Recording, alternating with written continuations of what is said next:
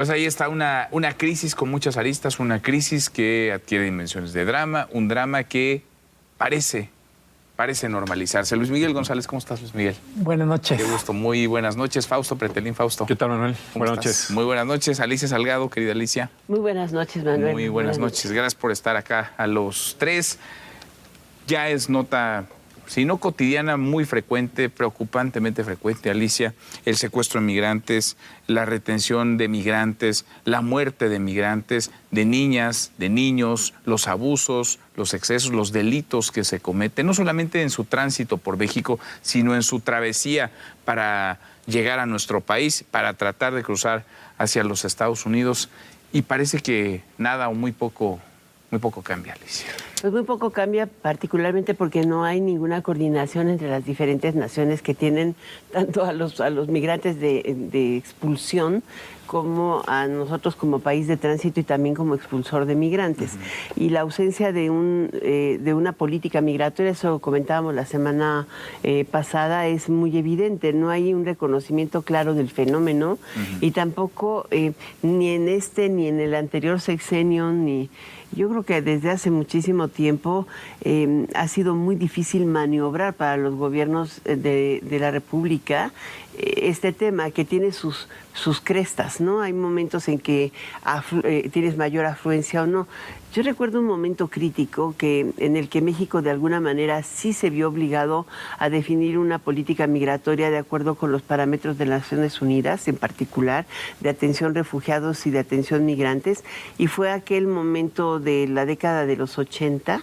Estoy hablando de la etapa de Miguel de la Madrid con la invasión de los caiviles permanentemente en la frontera sur y el flujo de refugiados que venían con el drama impresionante de la militarización del régimen militar de Guatemala, y también inclusive afectó Belice y tuvimos estas grandes oleadas migratorias con los asentamientos de refugiados en Chiapas en principio, que después trasladaron a Campeche y una parte de, si mal no recuerdo, Quintana Roo, pero hasta arriba.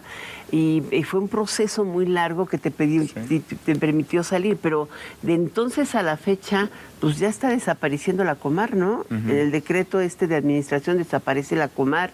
Tienes un Instituto Nacional de Migración sin jefe e inoperante, o con 3 jefes e inoperante, y una política migratoria una política internacional en materia migratoria que pues no le atina. Pues no, porque tendría que haber coordinación. Tendría que haber quizá antes que coordinación, voluntad, y no sé si la haya. ¿Cómo ves las cosas? Voluntad, liderazgo, un buen diagnóstico, incluso.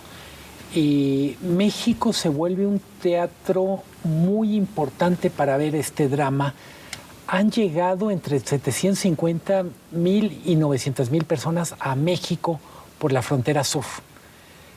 Hablamos mucho de lo que pasa en la frontera norte, pero de estos 750, 900,000 que han llegado, ¿qué está pasando? México no aparece como una especie de país atractivo para ser plan B para muchos de ellos, pero eventualmente va a tener que cumplir ese papel, generar condiciones para que trabajen aquí.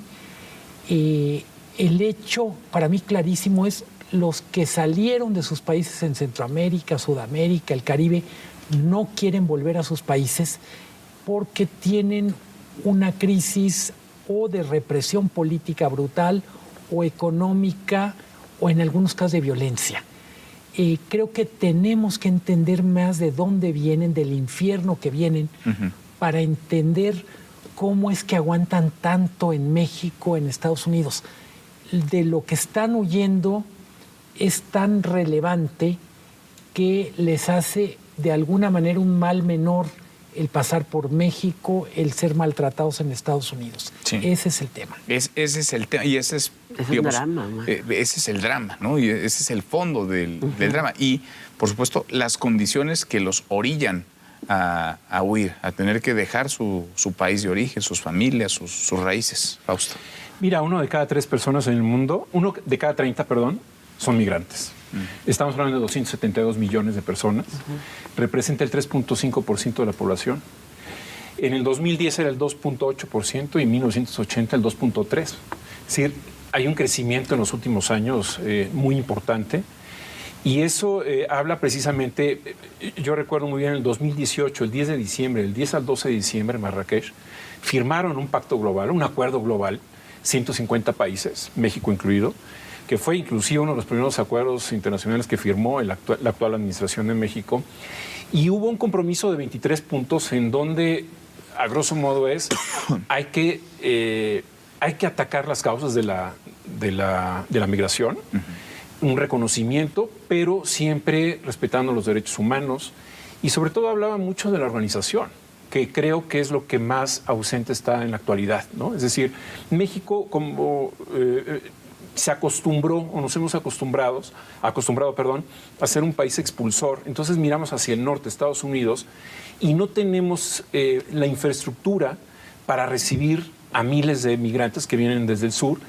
Y si se le agrega lo que comenta Luis Miguel de las crisis políticas, dictaduras en Venezuela, en Cuba, Nicaragua o Estado fallido en Haití, pues bueno, se está acumulando todos estos flujos que no estábamos acostumbrados a recibir y que de alguna manera habla de que nuestro sistema, tanto el actual sexenio como el pasado o el anterior, nunca pusieron atención a estos temas, ¿no? Es decir, la semana pasada decía, no hay un costo político en México con el tema de los migrantes. No.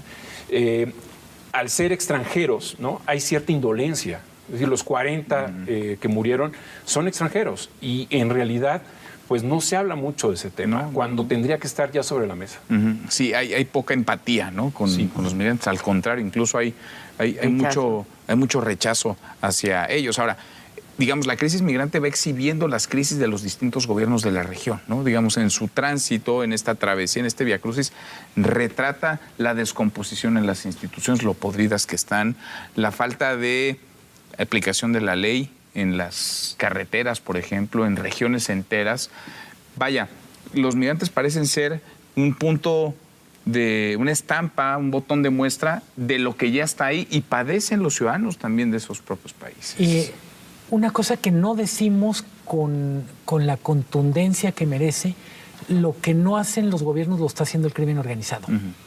Quien sí tiene planes para los migrantes es el crimen organizado. Ese es parte de lo trágico. Sí. Cuando digo planes, evidentemente quiero decir malos planes, son carne de cañón, son objetos de extorsión, chantaje, homicidio, pero el crimen organizado parece que sabe más de los migrantes que las autoridades. Ahora ocurren secuestros como en los límites entre San Luis Potosí y Nuevo León, ¿no? En esa carretera que se ha convertido en una trampa mortal. ¿Es la 56? Es la 57, entiendo, 57. La 57, que es una trampa mortal, un infierno para los migrantes. Y para los visitantes, porque es la playa más cercana para los turistas, de Nuevo León, ¿no? Para todos.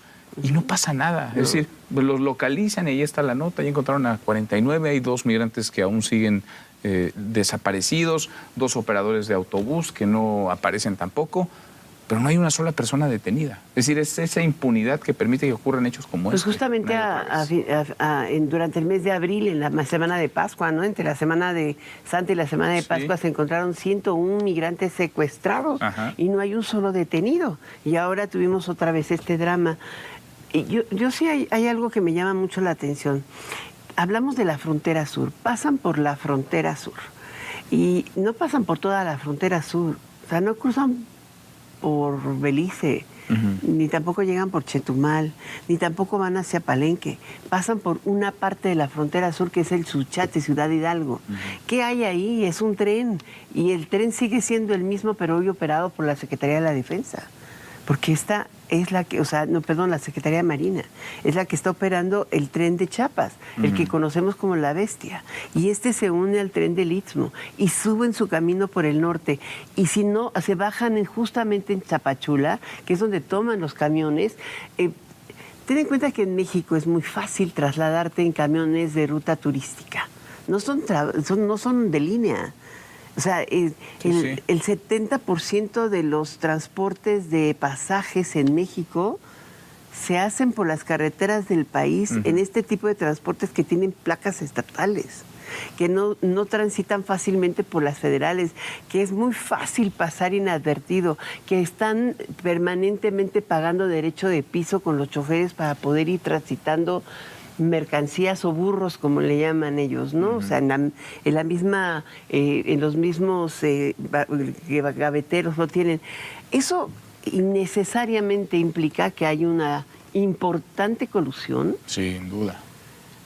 Pero también la enorme dilución de las fuerzas de responsabilidad, o sea, de las fuerzas de seguridad en este tipo de temas. Porque no hay costo, ¿no? O sea, lo decías, Fausto, a ver, no hay costo. Es decir, pasan este tipo de hechos, pasan este tipo de eventos y aunque no haya consecuencia, no hay costo para la autoridad, para el gobierno, no hay ningún tipo de costo que pagar ante la opinión pública. Ese es un elemento importante que hay que considerar y también un poco ver un marco comparativo. O sea, ¿qué ha hecho Turquía y la Unión Europea para de alguna manera darle orden, más o menos orden? A ver, ¿quién lo ha hecho bien? ¿Quién lo ha hecho bien? Mira, más o menos bien el tema aquí migratorio. se habla de que no hay un acuerdo de tercer país seguro porque tienen, no sé por qué no les gusta, pero a ver, yo creo que el acuerdo de tercer país seguro es un reconocimiento en Europa de que la guerra civil en Siria abrió una cicatriz muy fuerte o una herida muy fuerte en donde de los 22 millones de habitantes sirios, la mitad migró, salió de su país o fue desplazada dentro de su país. La mayor parte de ellos, el 75%, fue a Europa, Italia y Grecia, los dos países en donde más se asentaron los sirios, eritreos, afganos. Y llega el momento en donde la Unión Europea no se puso de acuerdo. O sea, los 27 países no se pusieron de acuerdo para dividirse o recibir a una parte de los migrantes sirios en medio de la tragedia, hasta que aparecieron algunas fotografías donde apareció un niño en una playa muerto. Ahí fue un calambre muy fuerte que le da a la Unión Europea y le dice a Turquía, ayúdame, te voy a dar dinero y vamos a regular. Por instancia de Italia, ¿no? Y sobre todo de Bruselas, de la Unión Europea en general, en donde dice, bueno, vamos a recibir a un número determinado de migrantes. ¿Me vas a pagar? Me vas a pagar para que yo lo reciba y los aloje aquí, sí, digamos. Y hay observación, hay gente de la Unión Europea que está observando que sí se cumpla todo en Turquía. Digo, tampoco el presidente Erdogan es un presidente muy demócrata que digamos, pero bueno, él está en el juego geopolítico de la región, sabe que la ubicación de Turquía es estratégica y le juega un rol importante para amortiguar algunos problemas que tiene con Europa. Entonces, se reguló.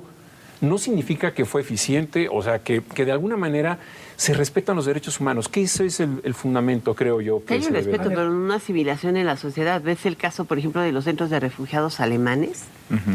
¿Alemanes? Bueno, pero y son centros de detención. O sea, pero no han salido de ahí desde hace 4 o 5 años, muchachos. La mayoría no solo, una muy buena cantidad los han regresado a su país de origen, ¿no? Creo que del caso de Turquía es muy relevante vamos a decir, la transferencia económica tan importante que recibe Turquía. Creo que son 4.500 millones de euros por año. Por año. Así es. Lo que quiero decir es, cuando hablamos de soluciones, de la necesidad de encontrar soluciones, estamos hablando de cosas que cuestan. Sí. México, si seguimos un poco lo que ha dicho el canciller, el presidente, dijo, yo no voy a recibir dinero porque va en contra de mis principios. Aunque se han dicho que necesita dinero, digamos que se necesita inversión en Centroamérica, por ejemplo.